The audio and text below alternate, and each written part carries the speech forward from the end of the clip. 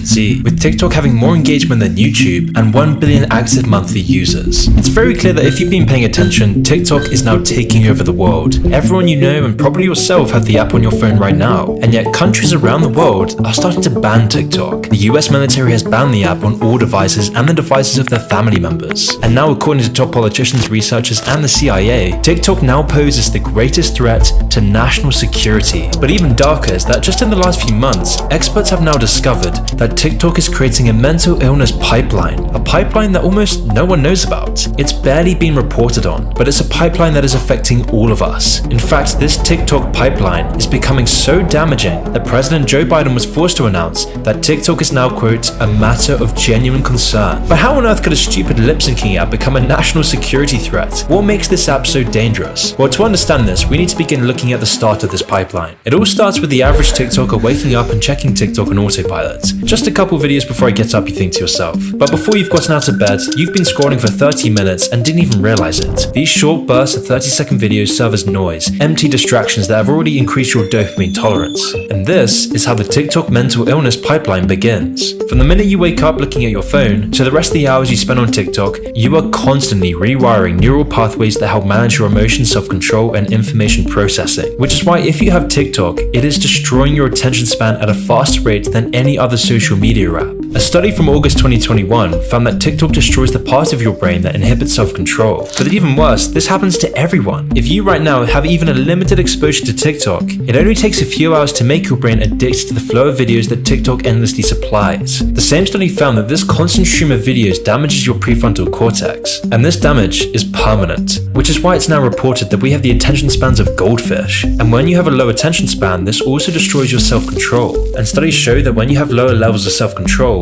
it's very likely for you to become much more depressed. But you see, this is just the start of how damaging TikTok is. This is just a small taste of things to come, because it only gets much worse from here. Researchers are now understanding that there is a direct link between TikTok and the mental illness epidemic we are wallowing in, a much bigger correlation than any other social media app. But what's more pressing is that TikTok actively promotes this mental illness epidemic. The mental illness epidemic it's cultivating. You see, the culture of TikTok creates a perfect breeding ground for mental illness, and oftentimes this is a classic problem with all social media, where people become anxious and depressed when they see other people's perfectly manufactured lives online, creating an impossible standard for young people to achieve. This has been reported with Instagram, Facebook, Snapchat, and it's been happening for years on all social media. And even before social media, this was happening in magazines and on TV. And whilst TikTok does contribute to this problem in a massive way, this doesn't account for the drastic rise in all mental illnesses. TikTok, unlike other social media apps, glamorizes mental illness. With its advanced algorithms, TikTok is creating whole subcultures dedicated to the promotion and self-diagnosis of mental illness. In fact, it's very likely that if you go on the TikTok front page, you'll often see the commodification of mental illness, something quirky and as a personality trait. Now obviously this is bad for those who actually suffer from mental illness, but this has gotten so bad that TikTokers are actively fabricating entire lists of symptoms, syndromes, and disorders, which in itself is creating this whole new phenomena. In 2021, roughly 13 teens were referred to the Rush Medical Center. These were mostly teenage girls, and they began to exhibit the abnormal involuntary actions of Tourette's syndrome, where they would have, quote, involuntary actions from jerking arm movements to curse words to head and neck twitches. They were also reported as hurting themselves, littering their bodies with cuts and bruises. And strangely, one of the medical workers working with them noticed that a fair majority of the teens were saying the word beans in a British accent. This same medical worker then found out that all these girls shared the same interest in watching TikTok videos about Tourette's, with the researcher finding that the top Tourette's activist on TikTok was a British woman who shouted beans frequently as part of her condition. This TikTok phenomena has weird parallels to the 2001 anthrax attacks, where people who never contracted the disease developed similar symptoms after watching too many reports on anthrax. This weird TikTok mental illness phenomena was then further proven in later years. Researchers found that due to the isolation of lockdowns leading to increased screen time, huge swaths of teenagers developed mental illnesses, with many of these young TikTok users having TikTok-induced tics. But then when society went back to normal in 2022, this spike in Tourette's went down considerably. They discovered that people who watched TikTok videos on Tourette's would actually develop Tourette's just by watching these videos. And then later on in DSM-5 TikTok, the author found the promotion of mental disorders on TikTok took up front page real estate on the app, with many of these influencers faking mental illness for clout. Like for example the TikToker called Tix and Roses. Tix and Roses claimed to have suffered from Tourette's by the age of 6, and by 2017 she had created a TikTok account to spread awareness for Tourette's and promote her business. It didn't take long for her to amass over 500,000 TikTok followers. However, suspicion was high from the moment that Tix and Roses gained any semblance of a following, because not all people with Tourette's present vocal tics. In fact, a vast majority of people with Tourette's don't have this symptom. However, if someone with Tourette's has tics, then there tends to be a few key characteristics that are mostly consistent with other sufferers of Tourette's. These are that the tics are semi-voluntary and can often result in injury. They are also random, though generally happen in batches or in groups. And lastly, they are commonplace. The urges are always present in day-to-day life, and suppressing the tics for extended periods of time is close to impossible. Of course, all these symptoms can vary, but there is a general pattern. However, Tix and Roses seem to defy lots of these rules. Her tics seemed to conveniently be timed and had a regularity to them that was atypical to say the least. It all seemed staged, but this wasn't proof by itself. However, this was the first suspicion of many, which led people who investigated Tix and Roses down a dark path of deception and disgust. In hindsight, it was very clear that Tix and Roses' videos were staged. The combination of how fake they look compared to actual Tourette's, as well as how Tix and Roses would smile into the camera and laugh at every other tic, made a convincing case by itself. Although all the lies unraveled when people started to investigate the other things that Tix and Roses had posted, what they found was shocking. Tix and Roses had numerous channels dedicated to topics other than Tourette's, and on these videos she would never tic at all. For example, she had a TikTok dedicated to crystal healing, where she displayed no visible tics whatsoever, but she did have an excuse. These were just short videos, so she could have suppressed her tics. But then, in an hour-long live stream, she went the entire duration reading poetry without exhibiting a single tic. This is impossible for anyone who actually suffers from Tourette's, and it was something she couldn't weasel out of easy, especially considering the symptoms she had shown off on her Tourette's account. As this evidence spread like wildfire, Tix and Roses tried one last trick. In a futile attempt to prove her critics wrong, she uploaded a letter from a doctor that seemed to prove she had Tourette's.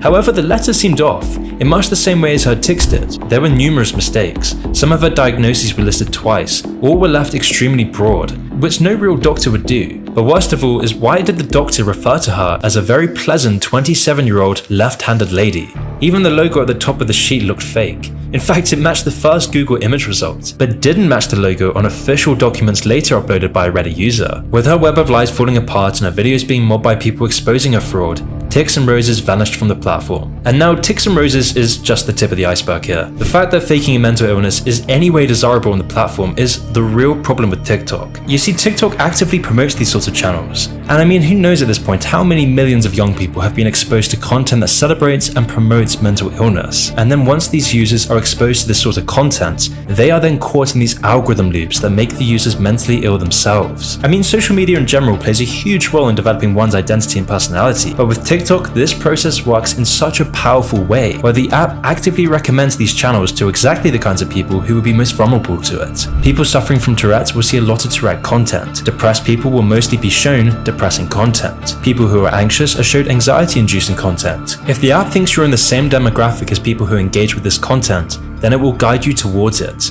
But the worst thing is that through TikTok's insanely advanced AI algorithms and addictive user design, TikTok will trap you in these thought loops and you won't even be aware that you're in one. In one article by Sadie Lee, she describes her experience on TikTok, where she found herself in this addictive TikTok loop of people self-diagnosing OCD and autism. She described that once she was stuck in this loop of content, she and millions of others would engage with this community of self-diagnosing on TikTok. And this is where the TikTok pipeline takes a very sinister turn, because the true danger of this lies not only in its damage to the people who really suffer from these conditions, but also to TikTok users' own self-development and future progress. Dr. Anthony Daniels highlighted this problem in his book Life at the Bottom, where he described the underdevelopment and poverty of the English underclass. He claimed that the cause of their suffering was due to their mindset and lack of personal responsibility, which was instilled by their family and culture, which is why he recounted that the English underclass weren't suffering from material poverty, but poverty of the soul. When working with these people, he described, quote, "Day after day I hear of the same violence, the same neglect, the same broken relationships, the same nihilism, the same dumb despair." He recounted that people suffering the most in English society usually happen due to destructive thought loops instilled in them by their culture, where they would adopt this mindset that negates all self-accountability and personal responsibility. For example, he saw this with alcoholics who would explain their misconduct while drunk, saying things like the beer made them mad, acting as if the beer drank the alcoholic. And this denial of agency, and therefore the personal responsibility, gives people excuses to damage their own progress. They can blame something else. They can blame the alcohol. The murderer can blame the knife. Or in the case of TikTok, the user can blame their self-diagnosis as an excuse for their self-gratification, pleasure-seeking, lazy attitude that stunts their emotional and personal development. And then mixed with the damage TikTok is doing to its users' brains, which is causing a lack of self-control through destroying your attention span, and it's very clear that TikTok is poisoning Generation Z, leaving millions in poverty of the soul, which is a very worrying fact considering that TikTok is the most used social media site of all time, and spending 80 minutes a day watching these videos, allowing TikTok to accrue over 1 billion users and being downloaded over 200 million times in the United States alone. And with TikTok's design making it very easy for almost anyone to go viral, TikTok is now fostering a whole new wave of clout chasing as well. Thanks to TikTok, young people are increasingly buying into the idea that narcissism, not fulfillment, not meaning, not authenticity, but narcissism is the ultimate measure of satisfaction. And is it really any wonder given the warped and corrosive view that's fed to Generation Zs by TikTok's algorithm? I mean, if you're not posting about mental illnesses and denying all personal agency,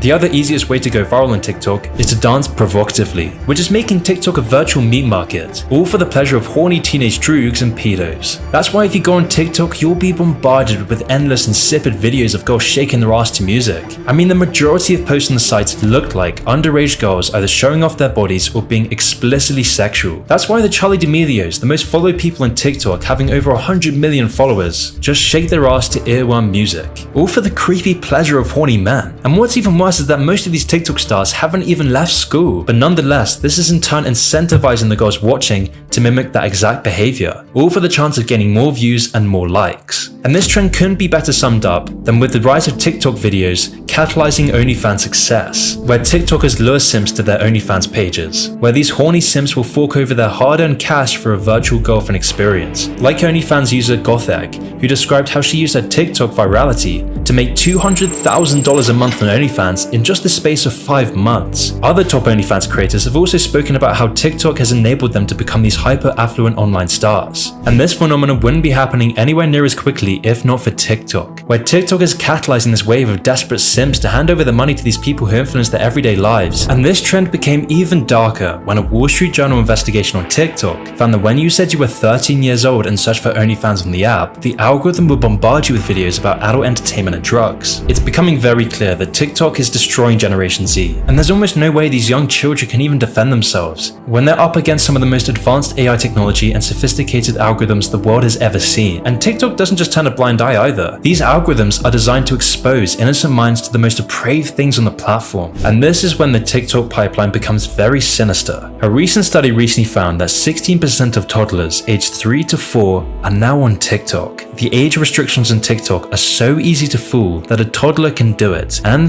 they often do. And this number of toddlers on TikTok is only projected to grow, and these toddlers will be victims of all the things I've just spoken about. We have no idea the damage this will do to the younger generation. But let's not forget, TikTok is complicit in all of this. As these children grow up, they are going to be exposed to increasingly depraved content. Their culture, their personality and identity will be shaped by TikTok. These young, impressionable toddlers are being shaped by TikTok's algorithms, and only time will tell what effect this will have in the future. But one thing is for certain, TikTok is manipulating the minds of over 1 billion people. And the worst part is, TikTok's damage is very insidious. Almost no one knows about this. The research is only just beginning to appear. And if TikTok keeps growing and expanding as it is, we're only going to hear more and more of these terrifying tales in the near future. We have no idea the long-term damage this is doing, and yet the younger generations are being completely addicted to the app. I mean, how many of your friends and family are already addicted to the app?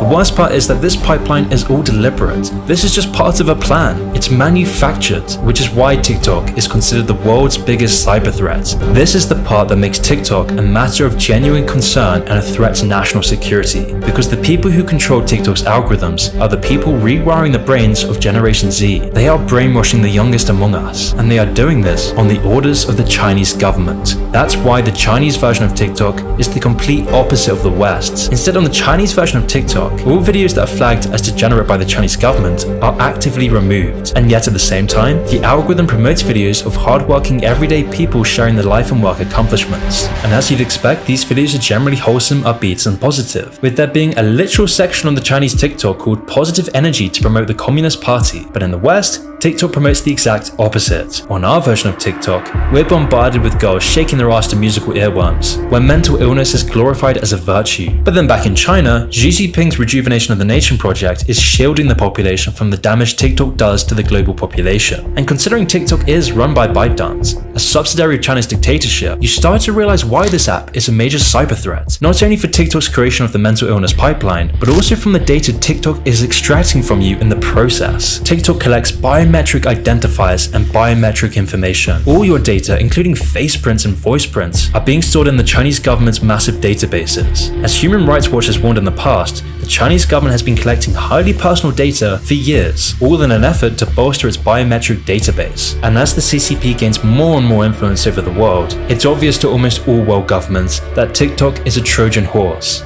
The billion TikTok users around the world provides the CCP an inconceivable amount of highly personal information, and TikTok collects way more information than any other social media site. It collects everything you do, all the websites you visit, all the apps you go on, how your voice sounds, your fingerprints, everything. And the only reason ByteDance is allowed to be a multi-billion company is because it does the work for the Chinese government. The corporation is, quote, launching a full-front assault on China's market, according to the South China Morning Post, as it seeks to win top rank in the country's internet world. And ByteDance is doing this by hoovering up as many users and as much data as possible with its strong algorithms. And so China actively supports ByteDance. ByteDance's top board of directors is littered with Chinese officials. It is one of the most effective weapons in the global information war, as it allows the Chinese government to collect biometric data all across the world, from Ecuador, Ethiopia, and the United States. And if you're still not convinced by this, look at this report dubbed China Standards 2035, which looks at how artificial intelligence and big data is helping China become the dominant world force. China is leveraging their technology to take over the world. Given that almost none of the world have robust biometric privacy regulations, this data exploitation is a very serious issue. The only light at the end of this tunnel is that governments are waking up to this reality, either because of politics, data security reasons, the effects on mental health, or all the other reasons we've laid out. It is clear that there is a general pattern of governments banning TikTok. India, Indonesia, and Bangladesh have all banned the app, and the USA is very close to banning the app. In fact, it almost did ban the app under Trump's government, but Biden stepped in to pause this move. But even now, Biden is having to backtrack, saying, quote, TikTok is a matter of genuine concern. And so if corrupt governments can resist the lure of TikTok's lobbyists, TikTok won't be allowed to keep ruining the future of the world. Hopefully it won't be too late before people wake up to the reality of the casualties of TikTok, but I worry that it's already too late. TikTok is a leech that's sucking away the energy and potential of the youth, so protect your mind and country and delete TikTok today.